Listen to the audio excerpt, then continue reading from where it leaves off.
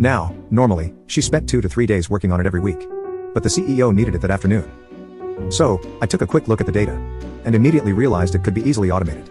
Automated my useless boss out of her job. This happened a few years ago.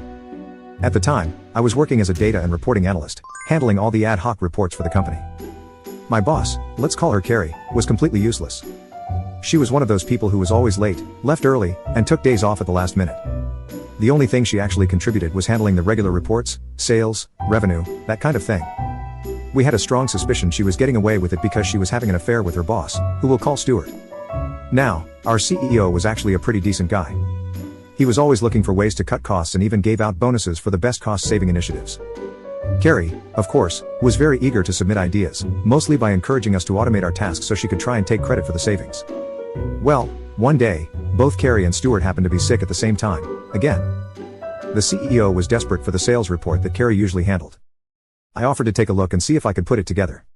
Now, normally, she spent 2 to 3 days working on it every week. But the CEO needed it that afternoon.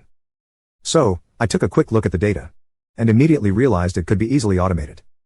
I wrote up a quick script, ran the report, and sent it over. The CEO was super impressed. Not only had I finished it in a couple of hours, but now, he could update it whenever he needed. Then he asked me, can you do the same for revenue? Churn? A few other reports? By the end of the day, I had automated every single report Carrie was responsible for. The next morning, Carrie and Stuart were both back in the office. And they were immediately summoned to the CEO's office. Within minutes, they were suspended and sent home.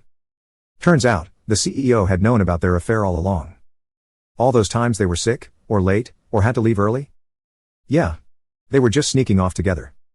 The only reason he hadn't done anything about it sooner was because those reports were too important. But now? Now, they were completely replaceable. They were later fired for gross misconduct due to all the time they had stolen from the company. And me?